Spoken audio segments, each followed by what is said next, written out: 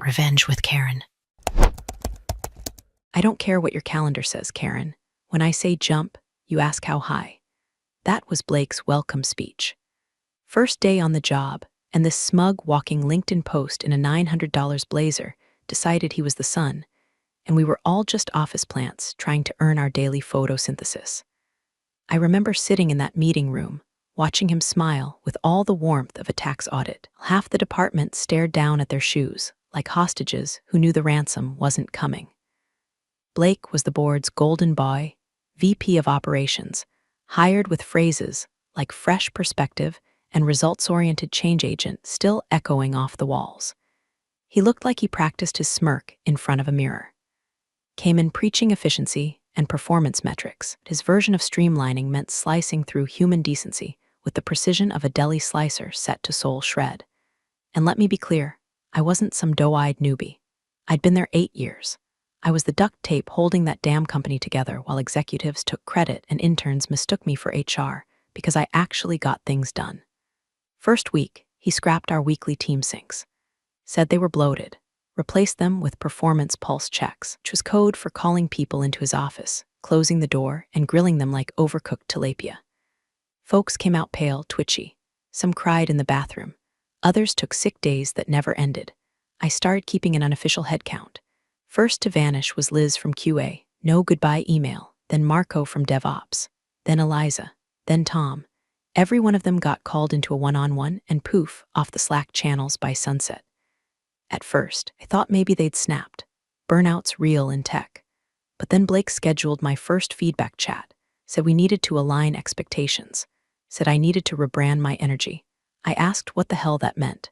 He said, try being less Karen about things, like it was a joke, like I was supposed to laugh. I didn't. And from that day on, I swear he made it his full-time hobby to pick at me, pulled me out of team meetings, criticized my email tone, told me I was a little too legacy for some of our new initiatives. I was 42, not 90. I didn't even own a cat sweater. But sure, let's go ahead and age shame the one person still meeting every deadline. HR, they were useless. Said if I didn't have anything in writing, it was all subjective interpretation. One HR rep literally told me he's just adjusting the culture. Give it time. Give it time. My team looked like survivors of a spiritual gas leak. The culture was adjusting all right into a ditch. I started coming in earlier, staying later. Not to impress Blake, hell no. Just to shield the few people left. We were bleeding out talent, and every time I tried to raise the alarm, I got the same company Kool-Aid spoon-fed back to me. Change is hard, but necessary. Meanwhile, the guy was walking around quoting Steve Jobs and printing out pie charts about time theft. I wish I were kidding. He had an actual slide titled The Silent Cost of Bathroom Breaks. I wish I had saved that file just for laughs. And hey, if you're still listening, first off, bless your soul. Second, go ahead and tap that subscribe button and toss us a like. Not just for me, but for the ghost of Liz from QA. Once coded an entire backend module from her kid's orthodontist's waiting room and still got called low visibility. It keeps this whole operation running, and we appreciate the hell out of you for it. Anyway, back to the slow-moving psychological car crash. Blake's chaos wasn't loud. It wasn't office-throwing, desk-flipping drama. It was quiet erosion. He'd forget to CC me on critical threads. Cancel meetings I was supposed to lead. Once, forwarded a report I made, cut off the header, and signed it himself. When I called it out, he smiled and said, "We're a team, right?" I remember standing in the supply closet one Thursday afternoon, pretending to restock sticky notes just so I wouldn't cry in front of anyone. I was tired. Not just tired. Bone tired. The kind of tired you get when you're constantly bracing for impact, but the car crash never comes. It just keeps pushing you into the guardrail, again and again. But I wasn't quitting. No. I was too stubborn for that, or maybe just stupid. Or maybe I was starting to understand that sometimes survival isn't just about keeping your job, it's about keeping your sanity. I didn't know it yet, but the quiet war had already started. And the first weapon I'd pick up wouldn't be a complaint form or an email. It'd be something a hell of a lot more powerful. A voice. Fourth time someone left Blake's office looking like they'd aged a decade, I started tracking the pattern. He always scheduled these feedback chats after lunch, like he knew people were at their weakest, midday caffeine crash, full stomach, soft brain. The door would close, and 45 minutes later, someone would come out hollowed. Eliza clutched her phone like a lifeline. Marco had a nosebleed. Jenna, tough as nails Jenna, went straight to her desk, grabbed her purse, walked out without even logging off. Never came back. IT disabled her badge by morning. The company email said she'd moved on to exciting opportunities. Translation: she got emotionally curb-stomped by a dude who probably rehearsed dominance cues in the mirror every morning. I kept hoping someone higher up was watching. That someone in HR would notice how many exit interviews were piling up. But no. HR sat on their hands like unpaid interns, mumbling phrases like leadership transition and growing pains. Meanwhile, Blake strutted around the office like he'd just invented synergy. New policies sprouted like weeds, random performance audits, mandatory attitude assessments, weird little Excel trackers about how long people hovered near the coffee machine. One guy got flagged for chronic kitchen loitering. Another got written up for recurring slack tone. I asked what the hell that meant. HR shrugged. That is when your messages seem negative even if they technically aren't. I looked at the printout. The negative message was, "Sure, I can get that done by Friday." That was it. Then it was my turn again. Blake called me in for a quick alignment touchpoint. That's what he called it. His office smelled like peppermint gum and printer toner. He motioned for me to sit. Didn't look up from his laptop. Just said, "Karen, I've been getting some feedback about your presence." Presence? I asked, trying to keep my voice level. You come off as sharp, defensive, sometimes even cold. We need you to work on softening your tone, showing more gratitude. Gratitude, I repeated. For the opportunities this company provides you, he said, finally meeting my eyes. A little humility goes a long way. I looked at the whiteboard behind him. It still had the words Value Creators vs. Value Consumers scrawled across it from some meeting he'd hosted with only the male leads on the invite list. I stared at him for a full 10 seconds, just breathing, thinking, cataloging every word, every flick of his smug little eyebrows. Then I stood up and said, "Got it. I'll try harder to smile while hemorrhaging sanity." He smiled. That's the spirit. Back at my desk, I typed up everything I could remember from the meeting. Every quote, every phrase, every smug intonation. I saved it to a folder labeled MISC Notes, buried under client onboarding templates. I didn't know why I was doing it exactly.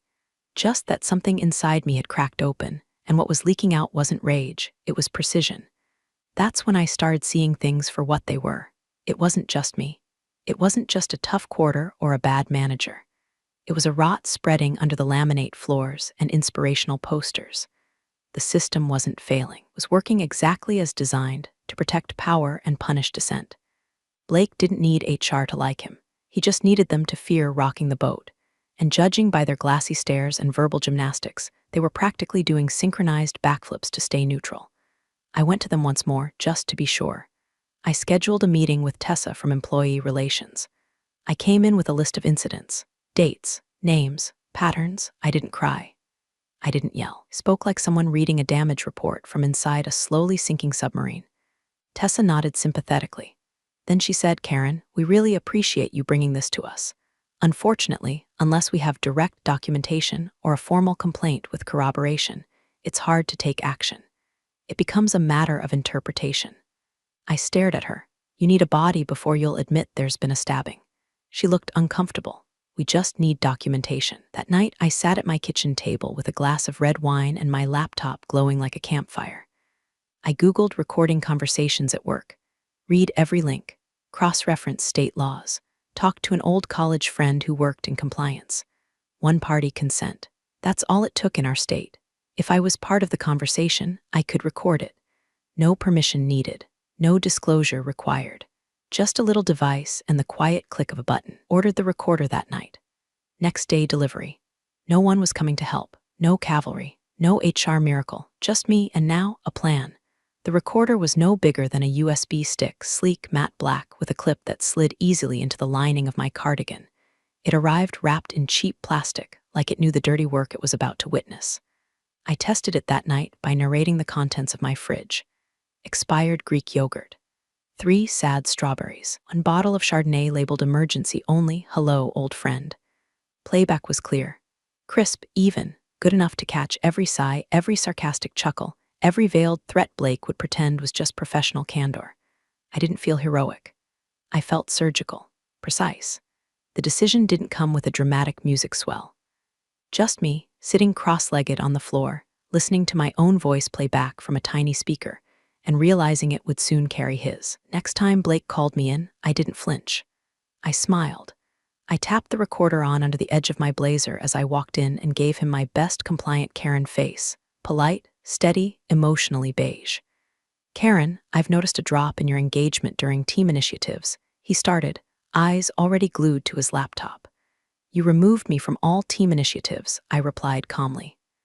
"Right, it's something we'll need to address in your Q3 performance review," he said, with the kind of tone people use when they know they're holding the shovel and you're already halfway buried.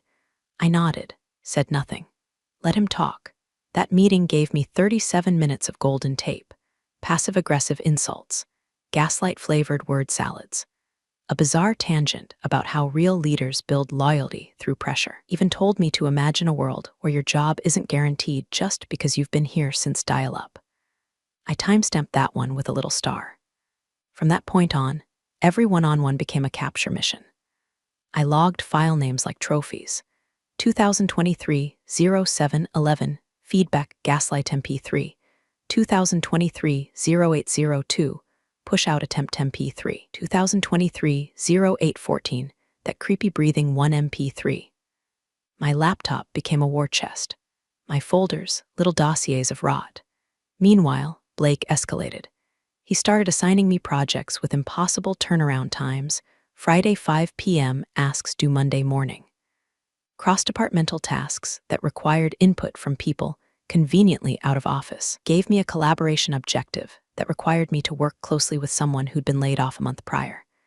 I flagged the error. He told me, find a way. He removed me from recurring leadership meetings, saying they were pivoting to a more agile framework. Translation: I was too mouthy, too experienced, too unwilling to drink his flavor of Kool-Aid. I found out he'd held a full QBR meeting without inviting anyone from operations. My team got blamed for delivery delays that stemmed from changes he authorized, off the books, off the record, or so he thought, because I had the record. Some of the tapes were subtle, just enough tone, just enough push to make it clear this wasn't a performance discussion. It was attrition by manipulation. But others, full-blown character assassinations. In one, he told me I lacked strategic femininity, whatever the hell that meant. In another, he said, people like you thrive in chaos. But we're building structure now. People like me? I forwarded that one to my legal friend with just a smiley face. There were days I wanted to scream. I'd get in my car after work, grip the steering wheel, and imagine what it'd feel like to throw a chair through his glass wall just once. But instead, I drove home, poured a drink, and transcribed. I wasn't reacting anymore. I was recording, watching, curating evidence like a museum of corporate rot. I gave up trying to fix anything. I stopped defending myself in meetings, stopped pushing back on edits that made no sense. I gave him exactly what he wanted: silence, compliance, a blank screen to project onto. And every time he did, I hit record. The stress was corrosive. I started grinding my teeth in my sleep. My jaw locked so bad I had to buy a mouthguard. I kept eye drops in my drawer because my eyes were always dry from staring at screens too long, reviewing policy manuals, transcribing audio, rereading state consent laws until I could quote them at will. But even with the exhaustion, there was something oddly stabilizing. I had a purpose now, a line in the sand. No more hoping HR would swoop in with a cape and an employee handbook. No more giving people the benefit of the doubt when their whole benefit package was built on throwing others under the bus. I wasn't documenting to get him fired. Not yet. I was documenting because I knew the time would come when he'd try to bury me. And when that day arrived, I wouldn't be flailing. I'd be armed. He thought he was building a case against me, bless his heart. I was building the autopsy report. It was Jenna who broke first. Not the Jenna who quit months ago, but another one, new hire, same name, different spelling. Jenna with an H, UX researcher, brilliant brain, high anxiety, eyes that darted around like she was always being followed. Blake had called her in for a quick 15-minute sync that ran 55 minutes and ended with her hunched over her desk, typing with trembling fingers. I asked if she was okay. She didn't answer. But 2 hours later, she slipped into the break room, closed the door, and whispered, "I think he wants me to quit." I didn't say anything, just nodded once. That was the new Morse code: eye contact, head tilt, silence. It meant, I believe you. 2 days later, it was Malik from Support Ops.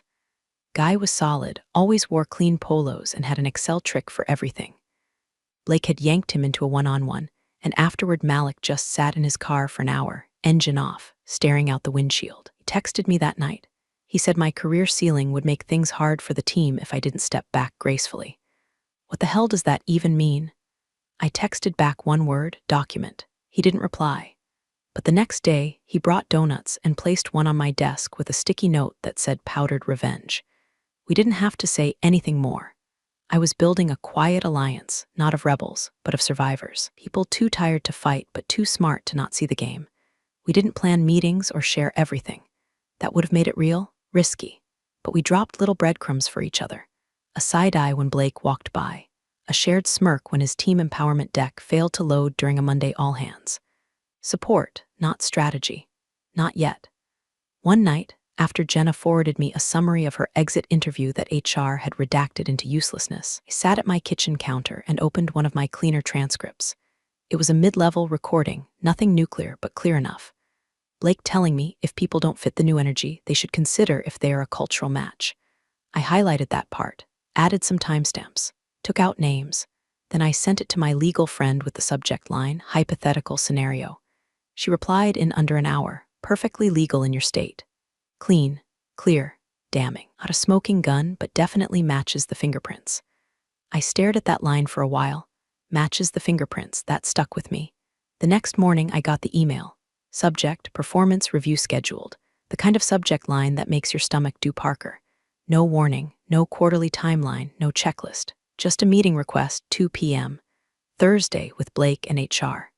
I printed it, folded it in half, slipped it into the folder I kept under my desk labeled Facilities Backup. Inside that folder was the recorder, extra batteries, my running transcript list, and a printed copy of the employee handbook with all the pages dog-eared where Blake had casually tap-danced on policy. Thursday arrived like a funeral in dress slacks. I wore navy, not because I thought it mattered, but because if someone was going to try and kill my career that day, I'd at least look sharp doing it. Char sat across the glass table, Tessa again, tight bun, tight smile, tight everything. Blake sat beside her, legs crossed like he owned the furniture. His laptop was open. My file was up. He didn't bother with small talk. Karen, thank you for coming. We want to discuss some recent behavioral concerns. Tessa nodded. There have been reports of disengagement, resistance to leadership feedback, and a general lack of collaboration. I didn't blink. From whom? Smiled like a dentist about to upsell you on a root canal. We don't disclose sources in these matters, but multiple individuals have come forward. I reached into my bag and pulled out a notepad. Of course, I'll be taking notes. I clicked my pen, but not before I clicked something else under the table. Blake launched into a monologue. Words like attitude drift, alignment issues, and my personal favorite, toxic veteran energy. I nearly laughed. Called me a veteran like I was some war relic blocking his path to glory. Then he pulled out a printed email. Highlighted section, circled text. It was mine. Mild pushback on a deadline I'd been given with zero context. I'd written, this seems unrealistic given the resource constraints. Apparently, that now counted as hostile communication. We're giving you the opportunity to self-correct, Blake said. But if we don't see measurable improvement, Tessa chimed in, maybe consequences tied to continued non-alignment. I looked from one to the other. Just to confirm, you're initiating disciplinary measures based on anonymous feedback and selectively interpreted emails. Silence. I nodded, wrote it down. The trap had sprung. But they didn't realize I'd seen the cheese days ago. The meeting ended with vague threats and a follow-up scheduled for progress review. I walked out, calm on the outside, adrenaline chewing holes through my ribs. Back at my desk, I renamed the recording.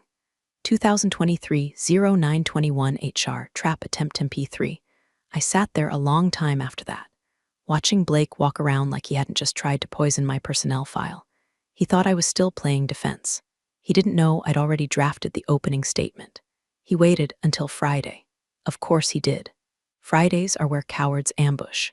Too late in the week for backup. Too early in the morning for caffeine to sharpen your reflexes. I walked in expecting another status review. Just Blake and Tessa, standard icebox room with the fake plant that looked like it was made from melted Tupperware. But this time, the vibe was different. The projector was on. A single manila folder sat on the table, thick as a legal novel, my name scrawled across it in his too neat handwriting. Karen, Blake said, gesturing to the seat like he was hosting a game show called Ruin Your Career in 30 minutes or less. We need to talk about your conduct. Tessa didn't look at me. That's how I knew it was bad. She just kept fiddling with a pen that didn't click, the kind you twist like she needed something to spin while the world turned upside down. Blake stood instead of sitting. Power move, predictable. He grabbed the folder and slammed it down like a gavel. You've been insubordinate, he said repeatedly, publicly, and now privately. He pulled out printed Slack threads, emails, even some calendar events he claimed showed a pattern of resistance. But then, with a dramatic flair like some off-Broadway villain, he slid a sheet of paper across the table. It was a transcript. One of my transcripts. Not the whole recording, just a chopped-up paragraph taken out of context, warped, stripped of the toxic buildup that led to it. Tessa glanced at it, blinked, whispered, "Where did this come from?" Blake looked at me. "We have reason to believe you've been recording private meetings." I didn't answer. Company meetings, he emphasized, are confidential. Recording them without consent is illegal. That's grounds for immediate dismissal. And potentially, he let the word hang, sticky in the air, criminal exposure.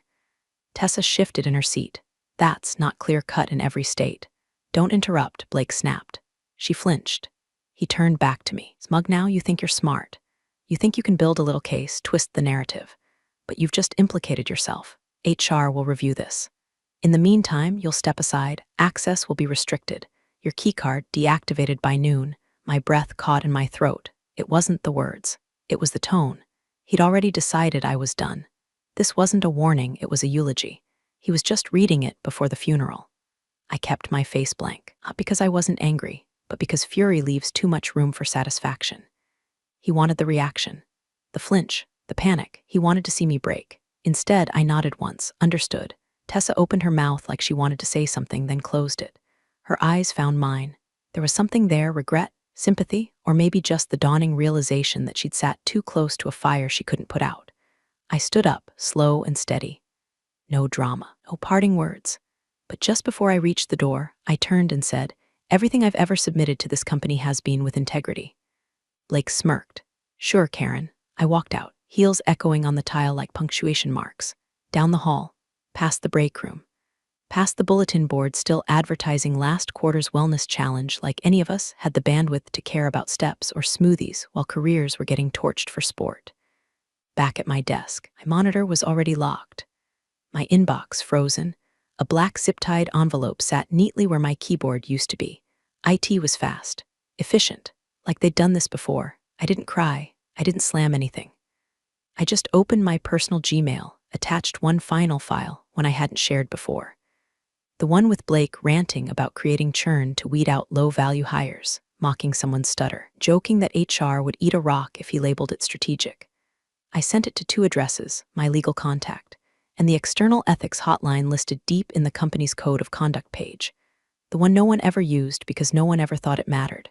Subject line, retaliatory misconduct by Vice President of Operations. I hit send. Then I shut my laptop.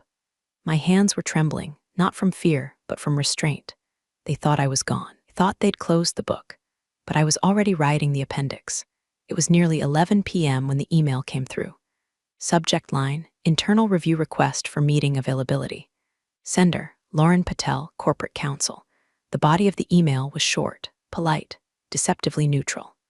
Karen, we'd like to speak with you at your earliest availability regarding recent events. Please let us know when you're available for a confidential discussion with our legal team. Best regards, Lauren. No threats, no warnings, no HR CC'd, just legal. My heart thudded once hard, then settled into a strange, steady calm. Not an accusation, an invitation. I stared at the screen, wine glass still in my hand, untouched. The same episode of Forensic Files had been looping in the background for an hour, something about fibers and duct tape. I muted it. Opened my folders, dragged everything into a neat little external drive I labeled Continuity Plan. Printed what I could, sorted the rest.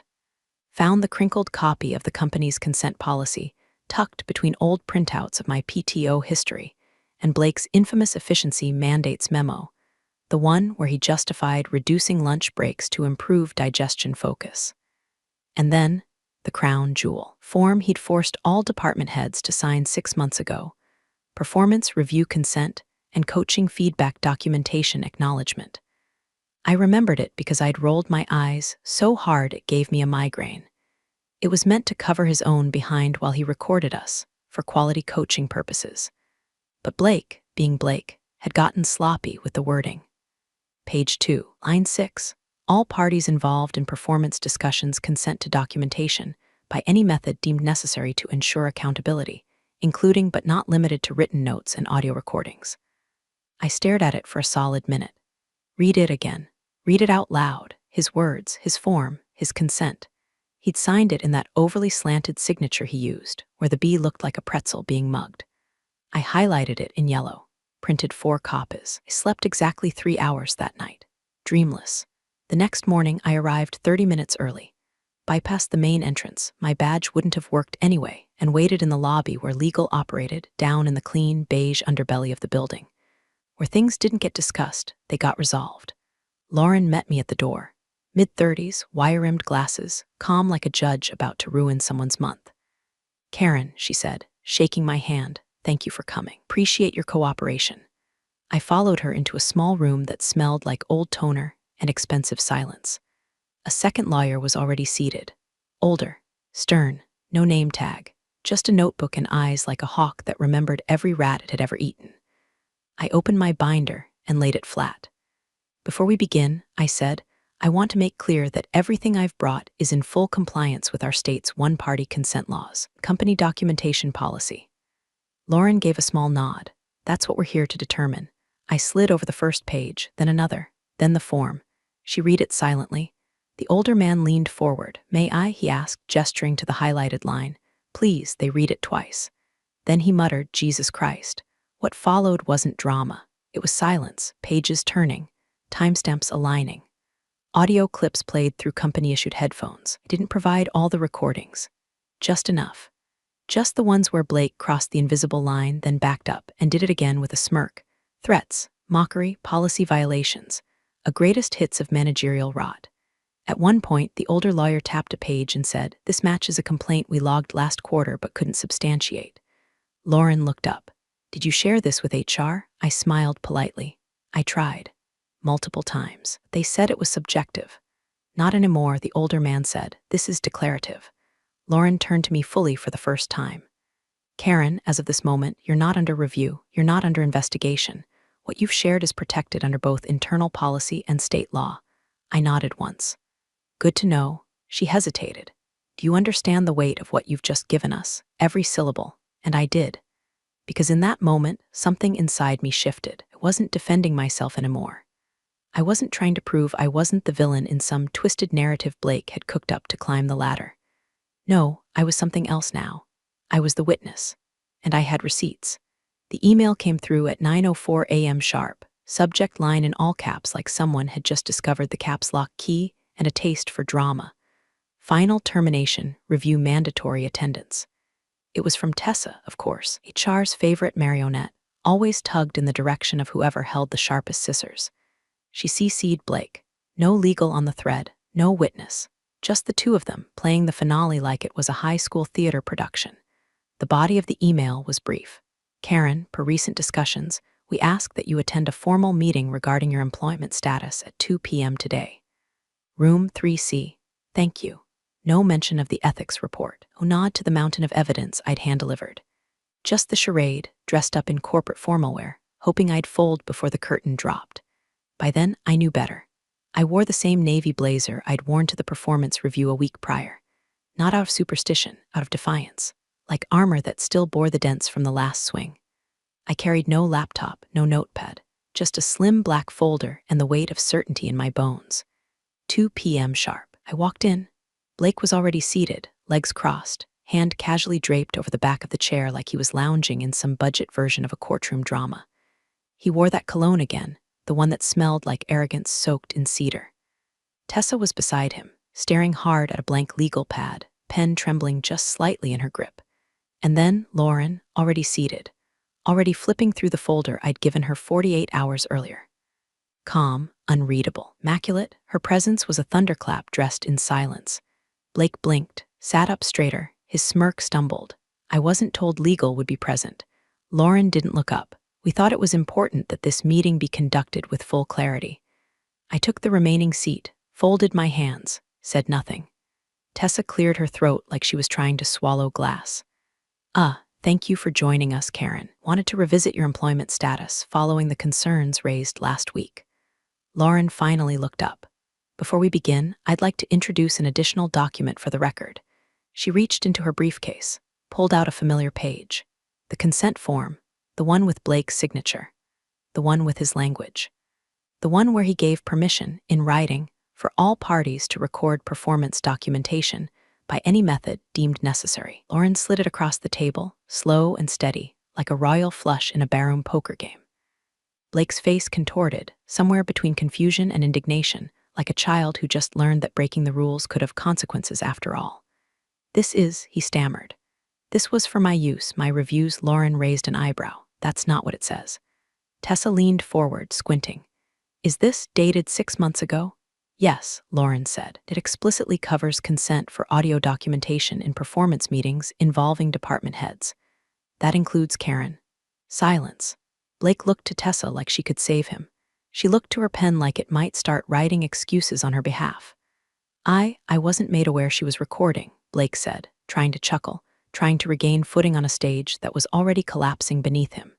It feels like entrapment. Lauren didn't blink. Gave consent, in your own words, and the recordings show a pattern of behavior that goes well beyond professional standards. Tessa started to speak again, but Lauren held up a hand. Before we proceed, Karen, do you have anything to add? I looked Blake dead in the eye. No.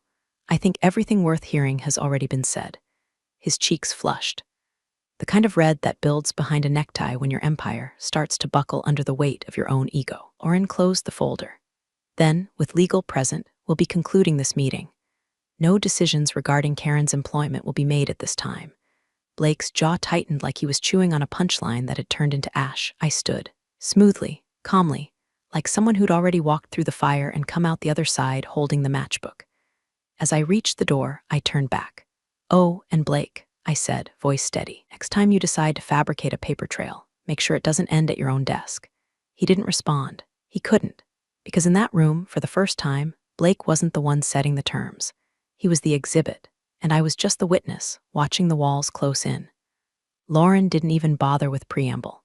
She reached into her sleek black case, retrieved a company-issued tablet, and tapped the screen like she was clocking into a shift at the Truth Factory. A moment later, Blake's voice filled the room. If you can't handle the heat, maybe you should consider a less demanding role, like part-time dog walking. That was followed by the unmistakable sound of him chuckling. Then silence. Then my voice, soft, tired. This project wasn't supposed to be due until next month. Deadlines move, Karen. We're a tech company, not a knitting circle. Another chuckle, this one sharper, meaner. Lauren let the clip play. No commentary. No dramatic pause. Just a slow, surgical stream of audio clips, each one with a date, a time, a location, and Blake's voice hanging himself one sentence at a time. You're not exactly leadership material. You don't inspire, you endure. There's a difference. Maybe if you smiled more, we wouldn't be having this conversation. I'm not pushing you out, I'm just saying. Some people leave before they become dead weight. Every line landed like a slap in a soundproof room. No yelling, no profanity. Just the slow suffocation of someone drunk on authority. Death by passive aggression. Tessa went sheet white. She scribbled something in her notes, then froze halfway through the sentence. Blake sat frozen, blinking like a man whose GPS just rerouted him straight into oncoming traffic. His mouth opened once, twice, but nothing came out. Lauren finally looked up. Would you like me to continue? She asked, eyes locked on Blake. He shook his head slowly. No more smirk, no more crossed legs, just a man trying to vanish into the upholstery of a chair that suddenly felt very small. She turned to Tessa. Do you have any questions for Karen regarding her conduct? Tessa opened her mouth, then caught herself. No, no further questions. Lauren closed the tablet. The soft click sounded louder than a gunshot. Effective immediately, she said, sliding a new folder across the table. Any and all disciplinary actions related to Karen will be rescinded. Her access will be restored by COB today. Compensation for missed hours will be reviewed and adjusted accordingly. Blake stiffened. You're, what, siding with her? Lauren turned to him with that calm corporate fire that burns clean. We're not siding with anyone. We're responding to evidence. You signed the consent. You made the statements. You crossed the line. Tessa looked down at her hands, clasped so tightly her knuckles were the color of printer paper. And Blake, Lauren added, you'll be placed on administrative leave pending further investigation. Details will follow shortly via official HR communication. Silence, thick, frozen, sterile. Blake's mouth opened again, desperate for traction. This is political. She's weaponizing the system. Lauren didn't blink. No, you weaponized intimidation. Karen documented it. I stood slowly.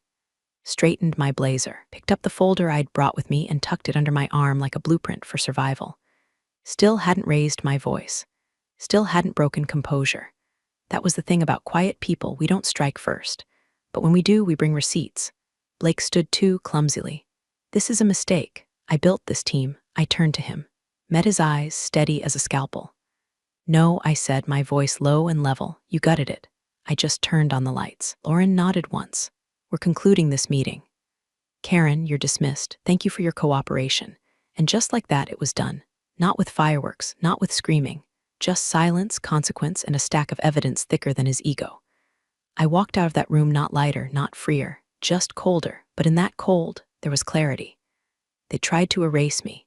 Instead, I'd become the watermark they'd never scrub off. Memo hit inboxes on a gray Tuesday morning. Subject line dry as dust. Policy update internal meetings and documentation protocol. But the contents? A direct result of every recording, every timestamp, every drop of venom I'd siphoned out of Blake's leadership style and served back to the system in its own bureaucratic language. From that day forward, no one, no manager, no VP, no self-anointed emperor of efficiency was allowed to hold a one-on-one without a written agenda, and either an HR presence or a full summary submitted to oversight within 24 hours. No exceptions, no backrooms, no shadows. The policy didn't carry my name. Of course not. It was drafted by legal and signed by HR, full of formal tone and legalese. But anyone who'd been in that building longer than a microwave burrito knew exactly where it came from. 2 days later, official announcement came through. Blake Turner employment terminated for cause. No farewell email, no LinkedIn post thanking the company for the incredible journey. Just a deactivated badge and a whisper that maybe, just maybe, not everyone is untouchable. I never saw him again, but I did see the aftermath. Tessa returned my old badge personally. No eye contact, just a quiet, thank you for your patience. I nodded, said nothing. She didn't need the speech. He'd heard the playback. That afternoon, Lauren caught me by the elevators. Karen, she said, we'd like to formally offer you a promotion, Director of Operations. You've more than earned it. I paused, thought about it. The pay bump, the prestige. The chance to put my stamp on the floor I'd practically built with duct tape and caffeine. And then I shook my head. No, I said, but thank you. She blinked. May I ask why? I don't want to manage the fallout, I said. I want to make sure no one has to crawl through it again. Instead, I requested to go back to what I did best. Training, mentoring, documenting. No direct reports, no turf wars, just a clean desk, a clear mission, and a long memory. HR approved it, probably relieved. By Friday, they'd assigned me a temp, a fresh hire named Jordan, bright-eyed and slightly terrified, with 3 highlighters and a penchant for asking if it was okay to take a lunch break. Liked him immediately. I spent the afternoon showing him how our project tracking system worked, what forms to never trust from finance, and why you should always save email threads as PDFs. He took notes like his life depended on it. Before I left, I handed him a blue folder. Worn edges, heavy with quiet weight. The title on the front, in plain bold font, How to Survive a Bad Boss Legally. He looked up. Is this like a training manual? I smiled. Something like that. He flipped it open, eyes widening slightly. Did you write all this? Nope, I said, grabbing my bag, but I lived it. As I walked out that evening, past the lobby plants and flickering overhead lights, I realized I didn't feel triumphant or vindicated. I felt anchored, grounded in the knowledge that I didn't just survive him, I outlasted the rot he brought in. He used silence as a weapon. I turned it into evidence. The system that ignored me now echoed with my proof. They said the walls had ears. I gave them a voice. Appreciate you sticking around, you wise old rebels. Smash that subscribe button, or this fossil might just cause another epic fiasco.